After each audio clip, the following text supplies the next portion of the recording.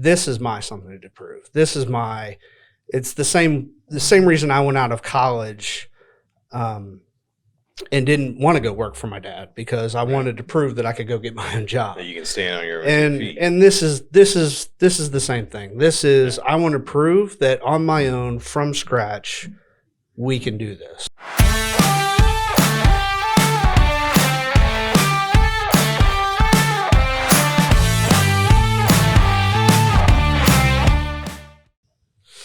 All right, welcome to another episode of Company on the Rise, your podcast for entrepreneurship in real time. Today we've got Chris, Becky, Evan, and me, Christopher Keeney, and today we're talking about something to prove. So we were talking a few episodes ago about coming up with this idea and this iteration process. And I was talking to the consultant, and this idea for this, we talked about the vivid vision and right. coming up with that. And, you know, I wrote something out and she said it sucked. And so it really got me thinking. And so in that line of questioning that she was trying to stimulate my brain and get it going, she was asking, well, you know, how, because when we hired Krista, I was telling her about that interview and she was laughing because she said, well, how much, because Chris is kind of responsible for recruitment here. And she said, well, how much experience does she have in recruiting? I said, none. She said, of course. and we started laughing. She's like, well, why did you decide to hire her? And I said, it was just a really interesting interview. I said it lasted an hour longer than we expected. And, it was clear that she was very intelligent and her background was really diverse. And I called every one of her references and they all said to a T they would hire her back. And so I thought it was worth taking a chance on putting her in a new role and bringing her on. And she said, well, tell me more about that. And so we started talking and I started talking about all the employees here and it really in that conversation came out that I think that kind of everyone here for one reason or another kind of has something to prove.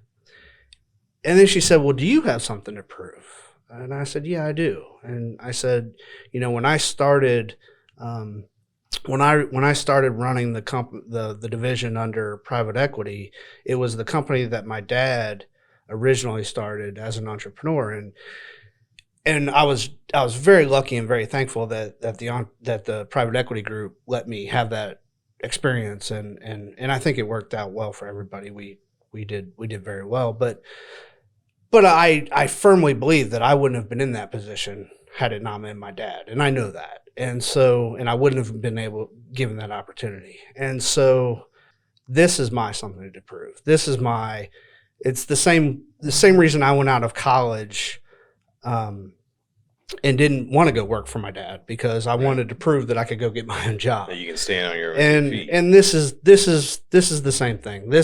I want to prove that on my own, from scratch, we can do this. And it wasn't because my dad gave me the job or any of that. And so that's my something to prove. And I think if you look at every individual in the company, I think all of us kind of have that something to prove. At the end of the day, I think everybody here, for one reason or another, is an underdog story, and I think we gravitate to that as a culture, and I think it's part of a lot of who we are. Yeah. Well, I remember on the previous episodes that we were talking about how in interviews you guys just let people tell their stories, and you love to hear that. And that was one of the things that kind of, I feel like, got me hired, was my story on how I ended up sitting in the interview room. Yeah. Yeah. And, you know, I definitely have something to prove. Like, I don't have a college degree in production or anything. Like, I don't have a college degree at all. And that has been a huge hurdle for me, but I've still managed to overcome it. But even when you overcome it, you still have that, yeah, but you didn't go to college kind of attitude. I have to toss in here. I think a lot of it is passions too. Like I know your story is passion and your story is like following your passions. You know, you do have something to prove and you're passionate about it. And so you really want to get to that final destination. And so like you bringing that up, like it made me think of the passions that you guys have. I think at that the we all end have. and I think at the end of the day, I think that's one of the characteristics of a successful entrepreneur is you have to have that something that drives you insanely crazy to be successful. Right. And if you don't have enough drive probably to put in enough time and enough work to make it through the startup phase of a business, because that's when you have 150 employees, it's much easier. Because you can delegate things. Well, you can delegate the projects and delegate. Your job is to set the strategy. When you're starting up, your job is everything. Everything. And so I think without that drive, the other thing is overwhelming. As a matter of fact, we've got some customers that are in that situation where to where they're a small business and 1, 2, 3, 4, 5 employees and they're in that mode, and it's challenging, and the question is, do they have the drive to make it? Right. And it really, I think in a lot of cases, I think it does come down to drive, and some of it comes down to talking and experience and getting the right mentor and all that too as well. Yeah, there was a movie, Can't Hardly Wait. Oh, I love that movie. Yeah, it's a great movie, and that's where I got half of my life philosophy, because and part of it's where'd you get the other half? Through what movie? not through manual beatings through life. No. But yeah, with Can't Hardly Wait, they say in there that fate will take you half the way, and it's your part to go the other half. That you might be given the opportunity, but if you don't go through, like, fulfill that opportunity and put in your own effort, then it's still going to fall flat. Yeah. I mean, part of my something to prove is a little bit what Russ talked about when we interviewed him a few episodes ago, and that really about him writing, his eulogy, and it for me, it really came down to, was I going to be okay 20, 30, 40 years from now with not trying it? And was I going to be okay with myself saying, could I have done that on my own? Right. And always questioning myself. And so for me, that's my drive every day. Do you think it's easier for people who don't question themselves? For people who don't have that drive that can just kind of go in and do whatever and then go home? Or do you think it's better to be a person who has the passion and the drive? Are you talking about for entrepreneurs or for anybody? For entrepreneurs. I think for entrepreneurs, unless you, I think you have to have a lot of the drive. There are probably some exceptions to that, but for the most part, you have to have the drive. And I think the drive just it's more than just putting in the time. It's even when you're home, you're thinking about it. But if you read all the books and watch all the interviews, and the Elon Musk of the world and the Steve Jobs of the world, those guys had drive. Yeah. I mean, they were and are motivated, and I think that's true all the way down the line to the small restaurant owner, trying to make it and all the way through. If they don't have the drive, I mean, they're working 16 hours a day. Yeah. And every day and you get burned out trying to make it. So I think the drive sure helps. And I think on the other side of that, the motivation of whatever it is, and I think for each individual it's different, but for that motivation of trying to prove that you can do it is, and for me, it's for myself. I think that's key, is that I don't really care. If we end up failing or whatever, I don't really care what other people think about it. I can say, hey man, I tried, did you? Right. Yeah. But for me, it's I want to be, I literally, as part of my decision to go try, that was part of it is was I going to be okay with myself if I would have not given it a shot? And the answer was no, I wasn't. Right. Well, what's the Star Wars quote? You're the Star Wars guru. Am I? Aren't you? More than me, but it's maybe. I don't know. I mean, I grew up on it, but there's do or do not. Do or do not. There is no try. Yeah. Oh, then he. Of course they got it. Well, he just said, "What's that Star Wars quote?" There's like 9 episodes. There's like 10 movies. How? Which one? The one that applies to this situation. There's probably a few. But yeah, I mean, there's a lot of people that I see that don't try at all, and they seem fine with it. Me, I can't.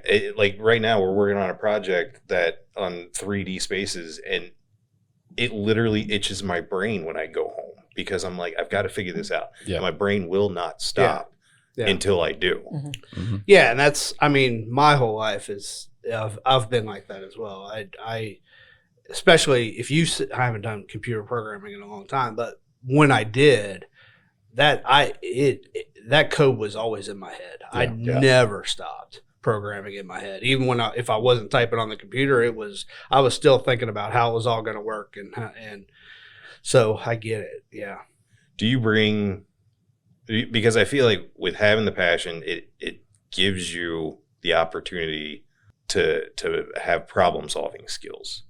So even though I'm passionate about things with art and with film and all of that, that passion has translated to, raising my daughter and taking care of our house, where I've realized, like, through my work, my career, the things that I want to do, that if I don't have the drive to do it, if I don't want to, then it's just not going to happen. Well, I had to figure out how to have the drive and the want to keep up a house that we bought.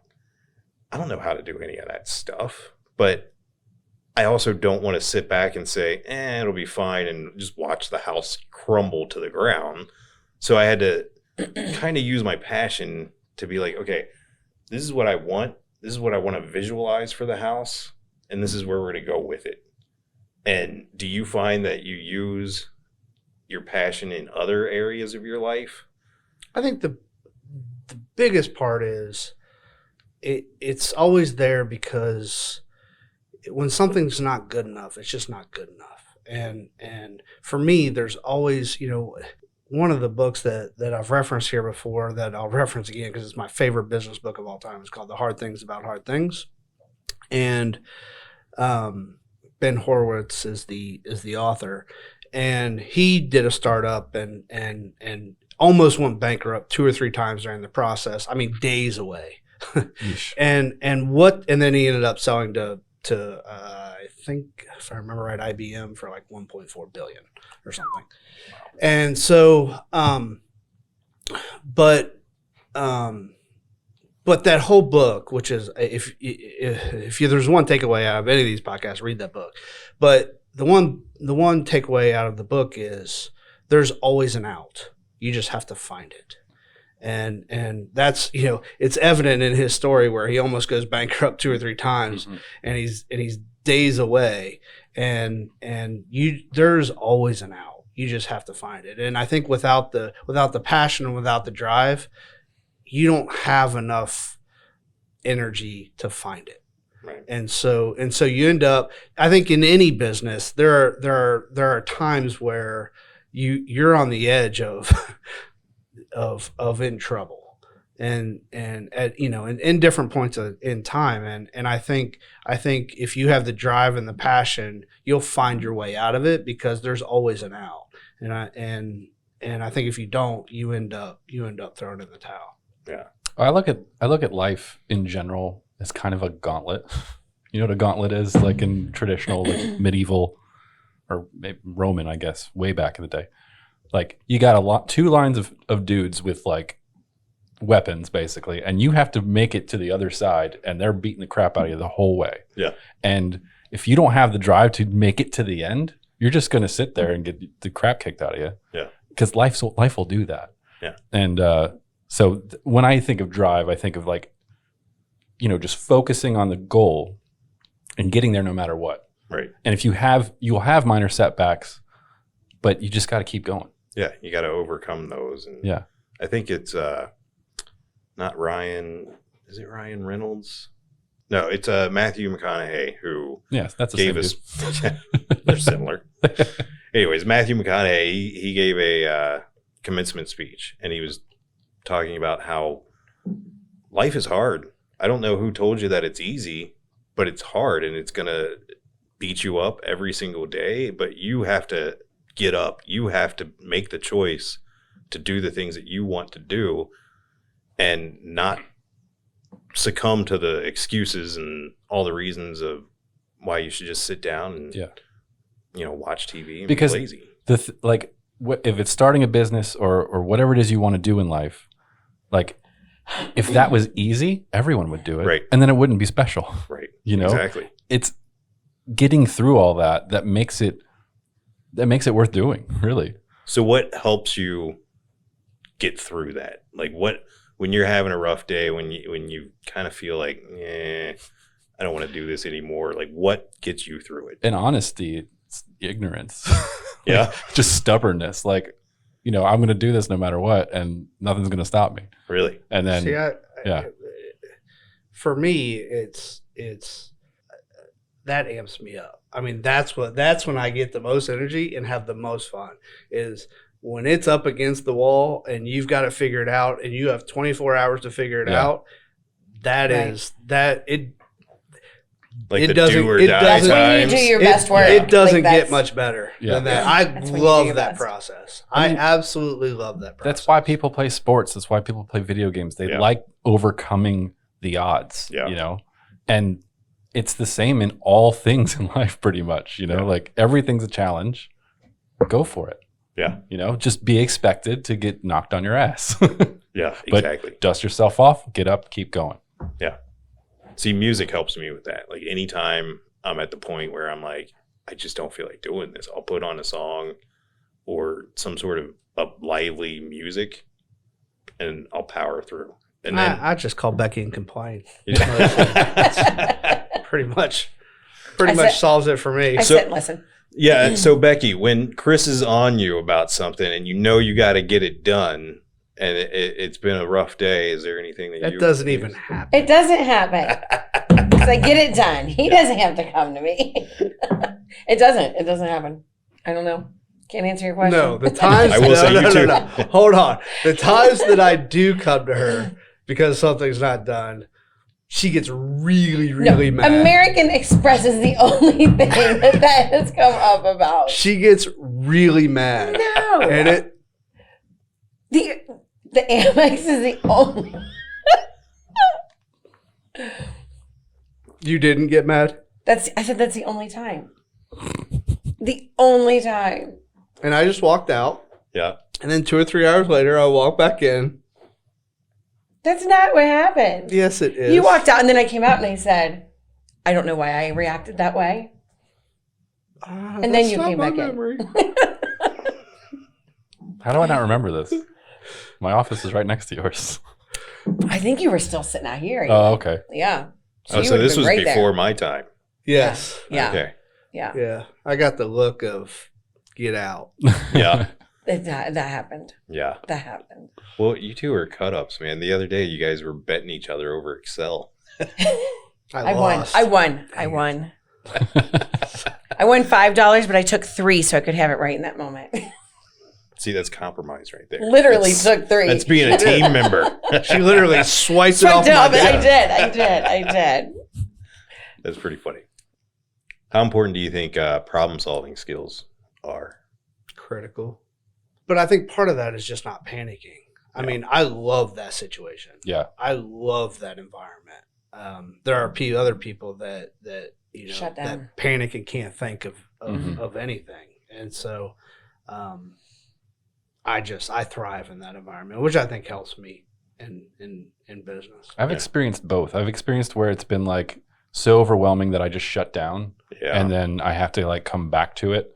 And other times I'm just like, wait, this is just a puzzle to solve. I love puzzles. Let's Yeah. do it, And lately I've been swinging that direction, which I'm very grateful for. I don't know Right. what switch flipped to my brain, but I'm like, hell yeah, let's do it. Yeah.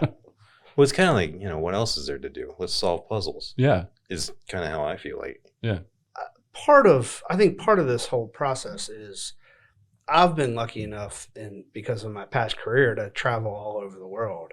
And I don't think people in the United States appreciate what we have here. I mean, the way people live in other countries is nowhere near Right. the way we live here. And so I mean, I'm very, very fortunate, but my worst day, I mean, it's somebody else's best day, Yeah. to be honest. It's literally somebody else's best day of their life is my worst day. Yeah. I, There's times I'll start. you gotta, and I think just traveling all over the world just makes you appreciate that. I really wish more Americans would go abroad, and I don't mean to Paris. I mean like to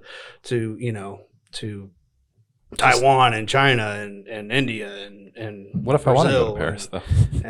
and those places where the environment is just completely different. Yeah. Right. And I think it just puts it in perspective. Yeah. I think it's important to practice gratitude, just even like to yourself. Like things could be worse. I appreciate what I have, my family, my friends, my job, whatever it is, and then you can kind of approach the day differently with that mindset. But I think there are some Americans, and quite a few of them, that think they have a really bad life, and Agreed. their worst day is somebody else's Yeah. really good day. Right. And so I think that perspective just, at the end of the day, we're all very lucky. Yeah. So I know you with Haven, you want to prove that you can make Haven successful. What do you think Haven has to prove to the nationwide market? I mean, we are trying to create a market that is that was really in its infancy when we started the business, and is growing. We need to help it continue to grow, and we really want to prove that we can. My ultimate goal is to prove that we can disrupt the market and change the industry. And you can define that however you want. I'll keep my definition to myself, but that definition, I think for all of us is kind of the whole goal. If we can get in, disrupt, and change, then we've affected the industry, and we hope for the good. Yeah. Do you think you've had any effects on the industry so far? Oh, 100%. Yeah. I mean, there's no doubt. Yeah, we've seen it happen like before our eyes. I've had competitors tell me that directly. There you go. Really? So yeah. What do they say? They literally said, "We love what you guys are doing. Keep going." That's awesome. And then some of them actually they've told me that they refer customers to us because even though they have a competitive product, that's not their main business, and they know in our niche we're way better, Right. and so they refer us, and it's a lot of fun to be changing the market. Yeah. So at the end of the day, like, what do you think? What's your marker as far as like what's going to convince you that you've proven to yourself that you've done what you wanted to do? I don't know. I don't have one. Yeah. I've said it many times here. It's the journey, and I'm having a lot of fun with it, and I think I'm in it for the journey because at the end of the day, I wanted to be on my bed, taking my last breath, and said, I took a shot. Yeah. Yeah, I don't think that goalpost is ever set. Like you're constantly moving it back. Yeah. Absolutely. So you're going to be on your That goalpost always deathbed going, Becky, you got one more order of lights. I think my something to prove, my goal I set when I was a kid was feature-length film, to produce a feature-length film. And, I've produced some short films, and Fun. it gets closer and closer each year. And that's the thing. And but, if I ever finally do that, it's not like I'm going to kick my feet up and say, okay, I'm done. Yeah. Then it'll be on to the next thing. Yeah, on to the next thing. Yeah, I think there's always a next thing, and there's always a reason you're here, and there's always a reason that you can. I think you always have the opportunity to improve somebody else's life. and every day every day all of us have that opportunity. So we can affect the world in a lot of ways. I like it. What's your something to prove, Becky? Here, personally, Sure. Either. Whatever makes you cry right now. no. We need Drama makes for on the best content. We're coming up on senior year at home, so. Oh. Yeah. No, I don't know. I feel here No, not here. Just in general. just in general, I want to make a difference in kids' lives. I want to make a difference in people's lives. I don't know that there's ever an end to that, you know. I super involved in youth and high school sports, and every time that I get to connect with those kids, like it really just fills me up. Work that I do in first responder community and veteran community and all of that, like that's where I really just shine. Like it fills me up. So Nice. And that's the one thing That's I love my- about this company and our employees is that everybody's got their niche of diverse. I mean, we're a pretty diverse background group, and very you know, diverse. you do all Yeah. of that stuff with the first responders and the lacrosse stuff, and Evan has a band, and you know, you do film, and I mean, you Yeah. name it, and I think that diversity and that culture really brings the team together, and I think everybody appreciates it. Everybody here is so different. It's really Yeah. interesting. Yeah. It really Yeah. is. It is such a great culture. We'll have to talk about that on a different podcast, because this is one of the most unique places that I've ever worked at, hands down. Rob's calling you. Hey, Rob. Yeah, and I think that makes it. I think that makes it a lot of fun. Well, I mean, just doing this podcast, it's really us just like shooting the shit, you know? Yeah. And hoping that people can get something out of it. You know, Yeah. I mean, I think it's, you know, decent shit, but Well, I mean, I think This is going downhill quick. But no, I'm just saying, I think it's important to have, like, when you do a show like this and there's 4 guests, they shouldn't all be from the same background. Right. That wouldn't make any sense. Right. Boring. You know, like, yeah, you got to have different perspectives. Even the conversations that we have, I think, you know, you look at it through a different lens, and you look Yeah. at it through a different lens, Absolutely. and she looks at it through a different lens, Mhm. yeah. and I'm the only one with the right lens. So. Well, I have the right lens for me, so He's his boss. Yeah, you're right. No, I'm kidding. Well, that has never stopped me. That has never no, stopped me. that's another thing about the culture here is we're allowed to speak our mind here. Yeah. Yeah, I do love that about Yeah. being here. I will say that's something way different than I've ever experienced, because every other environment that I've been in, it's you speak your mind and you're going to have some hell to pay. And here it's like, if you don't speak your mind, you're going to have some hell to pay. Yeah, I mean, a good example, I think, was you and I, a couple weeks ago. Yeah. We were in this room, actually, and in a production meeting. And I think we were having trouble getting on the same wavelength of communication, and we were going back and forth a little bit. And it got Heated. not overly, Yeah. but I mean, you were passionate about what you were saying, and I was passionate about what I was I saying. think passionate's the right word. Yeah. And what, a couple hours later, you were sitting at your desk, and I walked by, and I said, keep pushing. Yeah. Right. You're doing, you're pushing on the right things. We haven't got the right result yet. And, Right. but keep pushing, because you're pushing on the right things. And I think that's, I mean, I could talk about that for forever. You know, I think that's part of the problem with, you know, the president's cabinet and all that is all those people think exactly the same way. Right. You know, I think the way the founders set the country up originally to where the vice president was the person that got the second number of votes, and I think that was probably a better system to where you got different viewpoints, and, Yeah, you and it need was more about perspective. the better of the country than it was about all this. It's one of my favorite. all It's one of this my political favorite things crap. here. Yeah. Is that you can say what needs to be said, and it's all good, and that makes it better. You know, everybody having their different view and their different whatever Yeah. makes it all.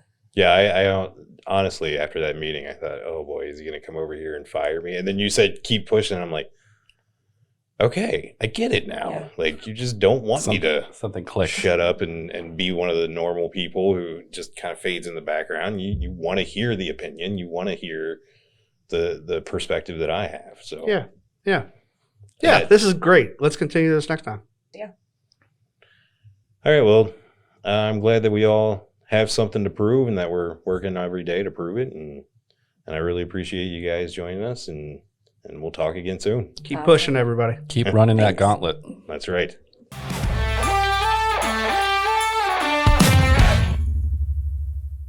We're talking about something to prove.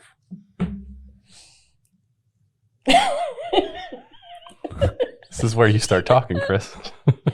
Becky was like she was ready to go. We're ready. She was excited. She approved of your intro. She was like, she was like, 2 in a row. We did it. Oh shit. Hey, y'all, this is Chris with Company on the Rise. Click here to subscribe.